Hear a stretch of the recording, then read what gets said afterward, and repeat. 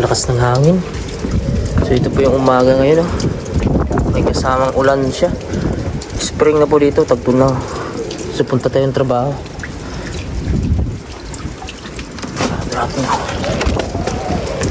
Good morning. Wala 6:30 dito ng umaga.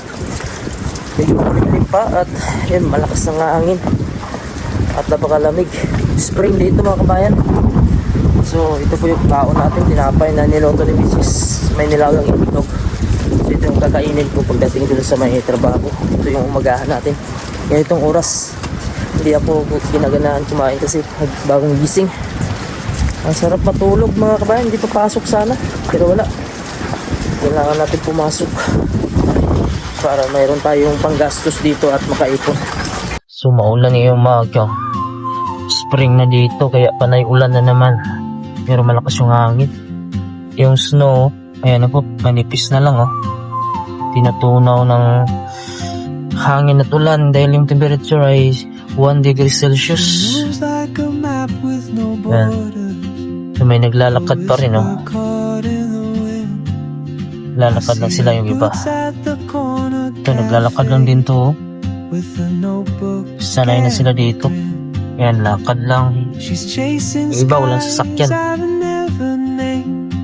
Dilim pa yung alas 6:30. Sa maing panahon. Ayan, yan na lang yung bundok, oh. Yan na lang yung puti. Kita yung mga itim na bato. Ayan, so nandito na kami sa loob mga kabayan, no? Dito pa rin kami nagtatrabaho. Ito yung magiging headquarters dito sa mga sundalo dito sa Greenland, no? Mga Danish na mga soldier. Ito yung magiging stock room ata nila, kasi dati itong warehouse mga kabayan. So ito na yung ginawa ng isang Pilipino dito na sundalo, yung half Filipino na sabi ko. Yung mama niya Pilipina, yung papa niya ay Danish. So ito po, silang gumawa nito. Pinakondisyon nila kasi gagamitin nila ito, mag-tour daw sila sa dagat. So hindi ko lang alam kung anong activities. Ayan. So medyo malawak to dito mga kabayan, no? Ayan. So hindi ko lang alam kung ano yung plano ng mga sundalo dito. Kasi may mga area dito, yung mga Danish na mga soldier. Bali pupunta na sila dito. Hindi ko lang alam kung kailan sila pupunta. Basta naghahanda sila dito mga kabayan, no? Para na din dito sa Greenland, magkaroon na din dito ng mga defense siguro. Kasi hindi gaya dati, parang ilan lang yung nakikita ko dito. Halos mga pulis lang yung nandito dati mga kabayan. Sundalo, parang hindi ako makakita dati ng sundalo. Pero ngayon meron na dito sa Greenland. Kasi nga part nga ito ng Denmark.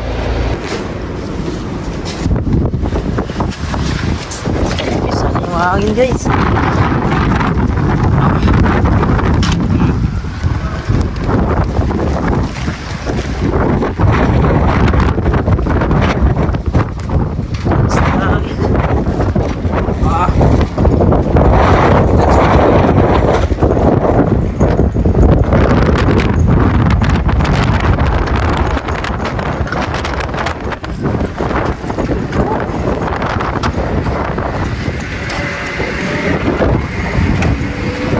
Tapos na kami dito mga kabayan, nag-wiring sa mga camera. Ayan po yung mga camera nilagay namin. Tapos mga alarm. Ayan. So lalabas kami ng kasama ko. Dadalhin namin ito kasi gamitin namin sa kabila. Medyo malakas lang yung hangin. Saka madulas yung kalsada dahil umuulan. Ayan. So sana makadiretso ito dahil pag nalubat ito sa gitna, mahirap. Walang maghihila. Gamit kasi ito sa pataas mga kabayan, no? So mataas din kasi yun sa kabila. Medyo delikado na kasi malakas yung hangin. Yan na yung kasama ko. Sarado muna natin ito mga kabayan, kasi lalabas na tayo. Wala na kami dito. So tapos na po ito. Hindi na namin alam kung may dadagdag pa sila. So yan, naglalakad na yung kasama ko. Delikado yung mga kabayan pagkakuan, madulas. Sarado ko muna bago papasok dun sa kabila. Yan. So ito na yung magiging stock room ng mga sundalo dito na Danish. Tayo natin yung ilaw. Labas tayo. Ayan. Ayun na yung kasama ko. So buksan ko dun sa kabilang kuwan.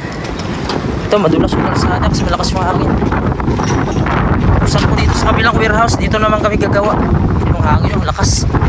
Sa Taas Airport na po yan. International. So dito na naman kami sa kabila mga kabayan, no? Yan yung kasama ko. Papasok niya dito. Umuulan, lakas ng ulan, oh, hangin. Basa na siya.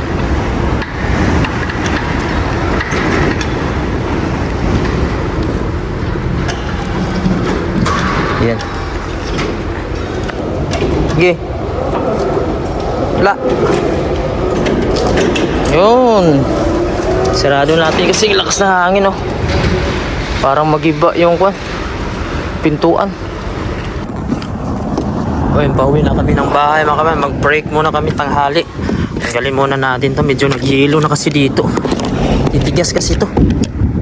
Ito pa rin yung panahon natin. Grabe pa rin yung lakas ng hangin at may kasamang snow. So panay tayo tanggal. Ito nag-yelo na sa loob talaga, oh. Hindi na matanggal yung sa loob. Salamin, hindi na makita, oh. Medyo nag-ice na. Hindi na madala sa ihip-ihip. Kailangan ng kapain. Anse. Nabalutan na, eh. Ayun, tumigas na rin sa harap. Kailangan na natin kiskisin mga kabayan, oh. Hindi na madala sa kwan. Ayan. So nandito na kami sa bahay mga kabayan. May binigay si kwan sa akin, si Darwin. Yung si kabayan kanina na minute up natin. Binigyan niya tayo ng, hindi ko alam kung ano ito. Buksan natin, ha. Gawa niya ito. Baker kasi yun siya. Baker. So yan. Buksan mo, Sam. Wala, lagay mo na yan.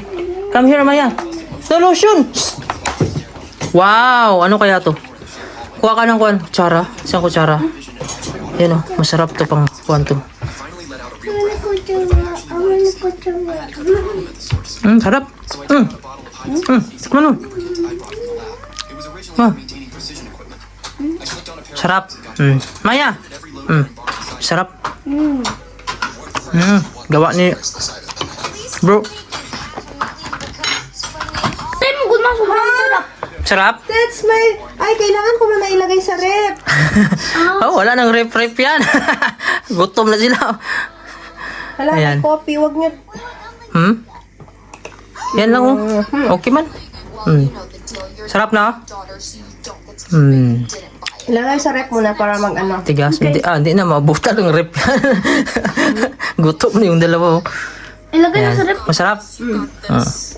Kakain na po tayo ng tanghalian dito. Dito po si Amaya. Hello. Hi, Kuya Axel. Si Mami nagluto siya ng cinnamon. Yung ulam namin, ito po. Ayan. Munggo, kalabasa, may isda na may isda na tilapia, tapos okra. Ayan, si Axel kakain daw ng okra. Ayan, si Axel kakain ng okra. Amaya, you like okra? Ha? Dagway. Si Axel kakain siya ng okra. Ayan. So, ito po yung ulam namin, no, napakasarap. Tapos meron po tayong tilapia. Ayan. Yan, kain po tayo mga kabayan, no? Yan. Pag ganito yung ulam mo mga kabayan, no? Napaka-healthy talaga nito. Wala man siguro kalaban itong gulay na munggo. Sabi nila bawal sa arthritis itong munggo. So siguro, tapos itong kalabasa, ito ata wala itong kalaban. Tapos itong okra. Yung okra dinurog ko na kasi kakain si Amaya. Yan. Hindi niya masyadong malasahan. Init-init pa. Ano tayo? Napakasustansya. Salamat nun. Nasilap yan, lalo sila. Axel. Kain. Anong sabi ni teacher? Bago. May school na, teacher namin mabago na. Bago na. Bago na yung teacher namin. Kaya pala hindi na nagmi-message sa akin nung panay ka absent. Mama, Saan ka? good na. Mga upload sa classroom, ma. Pasaway na talaga maingay. Yung teacher walang pake. Sinong pasaway? Dito pa ang school, mga klase ko. Mas stricta yung unang teacher nyo, no? Mas maganda yun. Kasi matakot kayo. Ay, yung bago ngayon, mabait. Ganyan, pag mabait. Noodles, oh.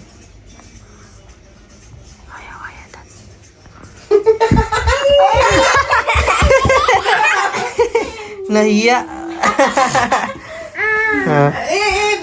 Hey, dirty yan. Psst, dirty. Hey. Ito yung bagong jacket ni Axel. Binili namin sa Sikanhan, mga kabayan. Pero bago pa siya. Kasi pag bibili kami ng bago nito, nasa magkano to, ma? Kung bago? 3,000? Danish kroner. Pero nabili na lang namin ng 500. Yan, oh. Ito kasi ang maganda kasi whole body siya. Maganda sa ski siya. Kuwan siya, oh. Canada pala to. Design by Canada FXR. So nakikita ko kasi ito sa mga bata. Dito kadalasan ito sinusuot nila. Yan, oh. Yan. Makapal siya, makabayan. Medyo kuwan na siya. Yan. Medyo kuwan na siya dito. So, hindi naman. Wala naman palang sira to. Ito lang, oh. Yung sa ilalim niya. Yan, oh. Hello? Pero dito, makapal siya. Yan. Tanggalin mo muna yung mga damit mo. Ha? Tanggalin mo yung mga damit mo. Ayan, so nandito na tayo sa bahay. Bali, magluluto na naman si Mrs. ng paborito kong Spanish bread. Yan po siya, oh. Yung palaman niya, oh. Sarap yan, mga kabayan. Pabisada niya na kasi ilang luto na siya nito. Yan, ganyan lang. Bilog-bilogin lang yan, oh. Ipagulong mo lang. Ayan, presko pa. Kasi ikaw magluluto. Tansya mo na. Ayan. So may niluto na siya doon. Abangan natin kasi gutom na din ako. Kararating ko lang bago sa trabaho. Dito na tayo sa bahay. Sausaw. Yan. Para meron siyang yun. So ganyan lang paggawa ng Spanish bread. Sa susunod topic natin ito paano yung mga ingredients. Grabe mga kabayan. Lakas ng hangin, no? Lalabas sana kami ngayon. So ganyan. Makasalubong ng mukha mo. May init naman siya, oh. Pero grabe ang hangin, ang lakas talaga, oh. Ayun, luto na po yung Spanish bird natin, mga bayan, oh. Tapos ito yung panahon natin, oh. Grabe, tingnan nyo naman yung alikabok, puting-puti. Yung lumilipad, snowstorm na naman, oh. Grabe ang lakas ng hangin at delikado lumabas pagka ganyan. So, ang gawin natin, kain na lang tayo dito ng Spanish bird. Ito maganda, oh, kasi, oh. Ang lambot. Dali. What? Ito na po, luto na po mga kabayan. Tapos ito yung bago na nilagay ni Mrs. Dito, oh, sarap naman ito. Yan. Si Kuya Axel kumain na. Sarap, kuya? Okay? Ayan, ito na po yung pangalawang kuha ni Mrs. Mayroon pang pangatlo. Ito po. Tapos ito yung ngayon. So kanina sa unang batch ubos na. So ganito po siya, medyo crunchy po siya dito mga kabayan, no? Tapos yung laman niya, yan po yung palaman, oh. Nasa gitna po ito. Ayan. So dahil manipis lang yan. Nasa puwit na siya. Yan po siya. Ayan. So napakasarap, no? Okay, let's go, Amaya. We're going home na. What's that? Just pull. Pull. Let's go. Let's go. Let's go. Slow lang, slow. Turn right. Turn to the right. Where is mommy? Just wait, mommy. What is... Mommy, Where? Mommy is there. Okay, just wait, mommy, ha?